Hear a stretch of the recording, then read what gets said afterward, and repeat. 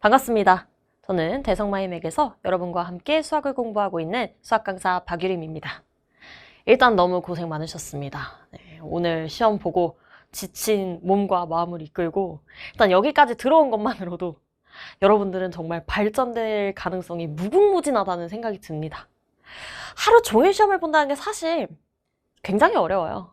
저도 장기적인 집중력이 부족한 사람으로서 학창시절에 2시간 이상 집중하면 자꾸 막 다른 생각 들고 막 아까 전에 봤던 그때 릴스는 없었지만 제가 여러분 나이였다면 아까 전에 봤던 웃긴 릴스 이런 거 막 생각났을 것 같은데 일단 하루 종일 하나의 시험에 매진해 봤다는 경험만으로도 여러분 오늘 충분히 값진 시간 보내고 온 겁니다.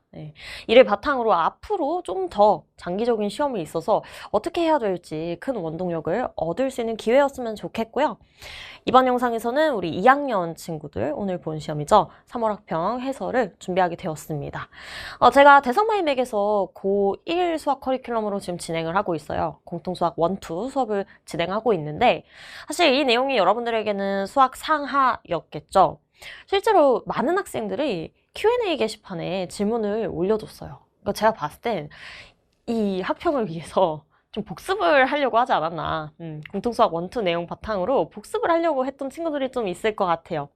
어차피 오늘 봤던 시험 범위도 고1 수학 전체 범위이다 보니 고1 수학을 가르치고 있는 제가 그래도 한 번은 좀 살펴보고 넘어가는 게 좋을 것 같아서 고2 해설 강의를 준비를 했고요. 일단 이 시험이 어떠한 것들을 담고 있는지, 문항들이 어떻게 출제가 됐는지, 저는 어떻게 느꼈는지, 이를 바탕으로 여러분이 어떤 것들을 느꼈으면 좋겠는지에 대해서 먼저 살펴보도록 하겠습니다. 일단 총 3가지의 하이라이트를 준비를 했는데요. 참 제가 이 시험지를 풀면서 스스로 좀 느꼈던 첫인상은 이거 여러분이 어렵다고 느낄 수도 있겠다 였습니다. 왜 어렵다고 느낄 수 있겠다고 생각을 했냐? 시간이 좀 타이트하다고 느꼈을 만도 한 게 이게 4점짜리 문항들이 전형적인 스타일로 풀리는 문항들이 있고 그렇지 않은 문항들이 당연히 있겠죠. 근데 이번 시험에서는 정말 어렵게 풀려면 한없이 어렵게 접근해서 시간 투자를 많이 해서 답을 유도할 수 있는 문항들이 있었어요. 근데 늘 그런 문항들이 있기는 했겠지만 제가 이번에 느끼기로는 조금 더 효율적인 풀이 방식을 찾아내면 그래도 시간을 절약할 수 있는데 한없이 계산 위주의 풀이로 들어가게 되면 미궁 속에 빠져버리는 중간에 길을 잃을 수 있는 그러한 문항들이 다수 출제가 됐다는 느낌을 좀 받았습니다. 그래서 실제로 저희 현장 강의 듣고 있는 친구들이 저한테 시험 끝나자마자 바로 DM을 해줬는데 거의 다 쌤 시간이 부족했어요 라고 이야기를 하더라고요. 그럴 것 같았습니다. 이 영상을 보고 있는 많은 친구들도 이번에 시간이 이상하게 타이트했다 이런 생각이 드는 친구들이 있었을 건데 제가 주요 문항 풀이에서 어떻게 하면 좀 시간을 절약할 수 있는지에 대해서 같이 살펴볼 예정이니 그러니까 이렇게 효율적인 풀이로 풀면은 시간 내에 할 수 있었구나 라는 걸 느껴보시면 좋을 것 같고요.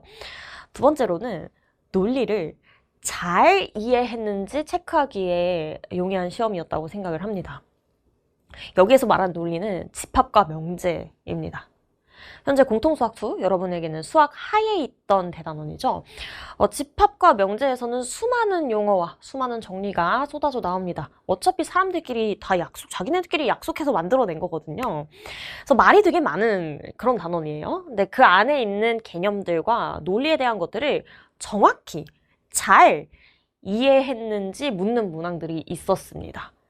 그래서 좀 변별력을 갖춘 문항 중에 집합 관련된 문항이 있었거든요.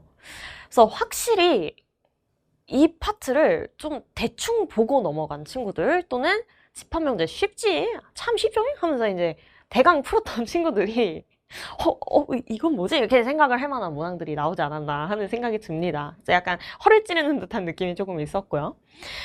그리고 저는 가로선이라고 표현하는 친구가 있는데 좌표평면상에서 y는 k 직선 있죠? 상수함수.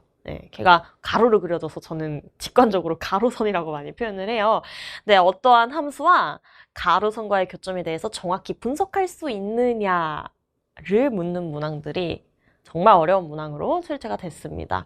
객관식 가장 뒤에 번호 21번, 그리고 주관식 가장 뒤에 번호 30번이죠.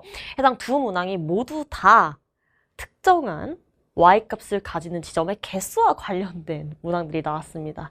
그래서 y는 k와의 교점의 개수를 정확히 셀 수 있는지, 문항의 조건을 만족하기 위해서 그래프가 어떻게 생겨야 되는지 그래프 개형 추론에 익숙해졌어야만 접근할 수 있는 문항들이 있었다 하는 부분이 좀 특이하지 않았나 싶습니다.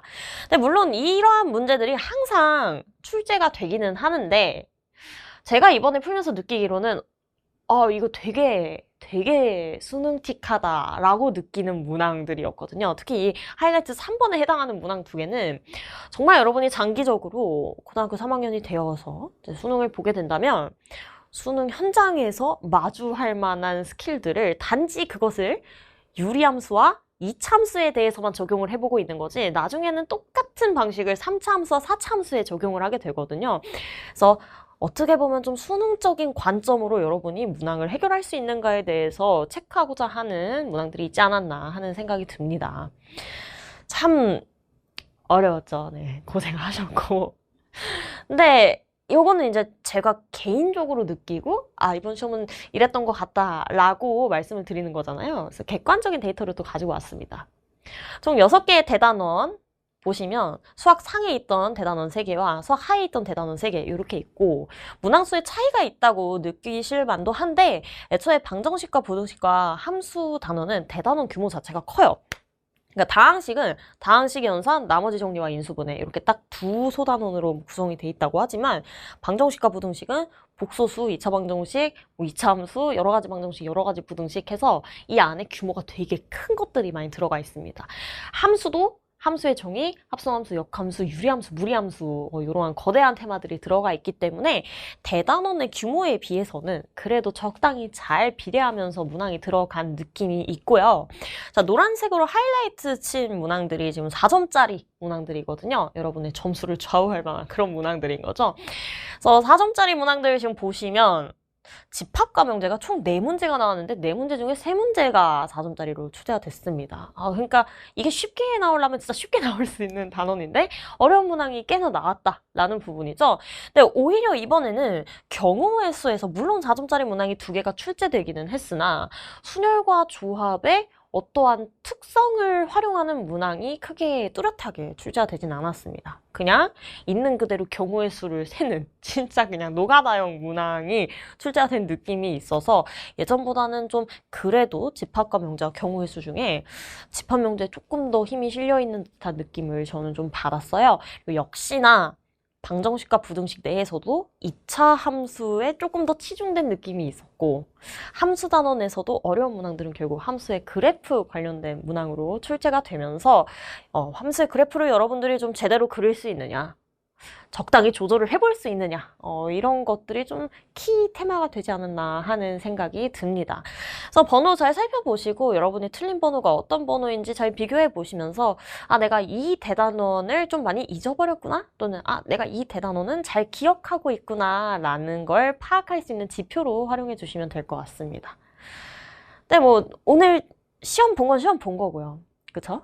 오늘의 결과는 이미 사실 돌이킬 수 없는 그런 상황이니까 사실은 앞으로 어떻게 하느냐가 좀 중요하거든요. 오늘 우리가 시험 본 걸 바탕으로 앞으로 더 잘하려면 어떠한 부분들을 신경 쓰는 게 좋을까? 일단 제가 가장 크게 느낀 건 역시나 여러분 그래프 연출하는 연습을 좀 많이 해야겠다 하는 생각이 들었습니다. 21번과 30번이 둘 다 2차 함수 그래프 왔다 갔다, 유리함수 그래프 왔다 갔다 하면서 가능한 상황을 찾는 문항으로 또 출제가 됐기 때문에 정말 가능한 그래프들을 여러분 스스로 다 그려보고 종류별로 다 그려보고 그 중에 되는 그래프 딱 하나를 찾아내는 것 그 연습이 좀 중요하지 않나 하는 생각이 듭니다. 물론 그걸 제가 다 보여드리겠지만 그리고 여러분이 해설을 읽으면서 또 이해가 가겠지만 이해를 하는 것과 여러분이 스스로 그려서 찾아내는 건 완전히 다른 문제거든요. 그러니까 이런 거예요. 제가 요리를 진짜 못하거든요. 근데 이제 뭐 유튜브로 레시피를 막 찾아봐요. 보면 쉬워 보여. 보면 막 집에서 마카롱도 만들 수 있을 것 같아 막. 근데 막상 이제 마카롱 이렇게 반죽을 해보면 일단 반죽이 안 돼요. 반죽이 너무 묽거나 되고. 그렇게 된단 말이야. 여러분도 똑같다는 거죠. 누군가 이렇게 푸는 거를 본다라는 건 그렇군, 그렇지 이런 생각이 들기 마련이에요. 근데 여러분 스스로 해보면 다릅니다. 그래서 정말 그래프는 많이 그려본 사람이 더 빨리 가능한 연출된 상황을 찾아낼 수 있는 그러한 파트이기 때문에 연습이 좀 중요하겠다는 생각이 들었고, 직접 대입해보는 태도를 제발 가지자라는 얘기를 하고 싶어요. 자, 집합과 명제 단원 그리고 경우의 수 단원에서 아무래도 문항이 좀 규모도 크고 이쪽 단원들이 문장이 좀 길다 보니까 얘가 무슨 말을 하는지 좀 감이 안 잡히는 것들이 있었을 것 같아요. 저도 그럴 때는 그냥 숫자 막 집어 넣어보거든요. 그 대충 이제 원소 몇 개 이렇게 때려 넣어보고, 아, 이런 느낌이구나 하면 이제 그때부터 골똘히 생각하기 시작하는데, 여러분도 문제가 무슨 말 하는지 잘 모르겠으면 일단 대입이라도 해보는 태도를 가지셔야 극복이 가능합니다. 근데 이게 앞으로 갈수록 더 심해질 거예요. 네, 앞으로 갈수록 우리 고2, 고3 수학 문제 보면 뭔 말을 하는 거지? 아, 이런 첫인상을 갖춘 문제들이 있을 겁니다. 그리고 그런 문항들이 또 모의고사, 수능 스타일이기도 해요. 규모가 크고 박스형 조건들 나오면서 박스 안에 있는 조건들을 다 종합적으로 판단하는 그러한 유형들이 있으시죠. 그래서 그런 것들은 그냥 직접 대입해보면서 한번 부셔보자. 이렇게 담대한 태도로 좀 나아가시면 좋지 않을까 하는 생각이 듭니다. 역시나 그리고 마지막으로는 여러분 고1 수학이 무너지면 이후에 힘듭니다. 수학은 따로따로 노는 과목이 아니에요. 앞에 게 잘 되어 있어야 뒤에 것도 있는 겁니다. 과거가 잘 되어 있어야 미래도 있는 거예요. 네, 이번 시험을 보면서 스스로 느꼈을 거야. 어느 대단원이 잘 기억이 난다. 어느 대단원이 잘 기억나지 않는다. 제가 아까 언급은 건너뛰었지만 이게 도형의 방정식이 사실은 어렵게 기억에 남는 친구들이 있을 거예요. 근데 생각보다 도형의 방정식보다 지금 함수나 집합과 명제에서 좀 더 비중 있는 문제들이 많이 나왔단 말이죠. 그래서 도형의 방정식 단원을 여러분이 만약에 풀어봤는데 쌤이 지금 별로 어렵지 않다 그랬는데 나는 어려웠는데 이렇게 느낀 친구들이 있을 거야. 그런 친구들은 원의 방정식 도형의 이동 다시 한번 보고 넘어가면 좋겠죠. 네. 이런 식으로 본인 스스로 기본기를 좀 잊었다고 생각이 드는 파트는 다시 한번 더 짚고 넘어갈 수 있는 기회가 되지 않을까 싶습니다. 특히나 여러분 고등학교 3학년 때까지 인수정리를 활용한 식 설계 계속 나오고요. 집합과 명제 정의도 계속 나옵니다. 필요 조건이 될 상황은, 충분 조건이 될 상황은 계속 나와요. 그래서 정의 자체가 기억이 안 나거나 기본적인 문항인 것 같은데 내가 좀 기억이 안 난다. 3점짜리부터 조금 애매했다 하시면 그래도 한 번은 체크하고 넘어가는 기회로서 이번에 한번 활용해주면 되지 않을까 하는 생각이 듭니다. 그래서 오늘 잘 봤다고 해서, 오늘 못 봤다고 해서 이 결과에 너무 오래 머물러 있지는 않았으면 좋겠습니다. 너무 제가 냉담하다고 생각할 수 있어요. 쌤, 전 잘 봤는데 칭찬 안 해주시나요? 물론 칭찬합니다. 근데 잘 본 학생들도 나 잘 봤다, 신난다 하고 오늘이면 끝이지 사실 내일부터는 다시 다음 시험을 위해서 나아가야 되는 입장이고, 그렇다고 못 본 친구들은 너무 길게 좌절하고 있을 필요도 없다 이겁니다. 네. 오늘을 통해서 뭔가 배운 게 있다면 그걸 통해 앞으로 나아가면 되는 거거든요.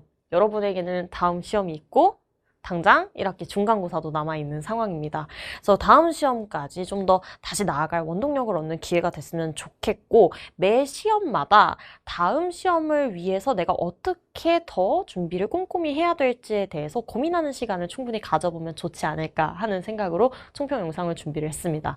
그럼 다음 영상에서 우리 같이 주요 문항 직접 해설해 보도록 하겠습니다.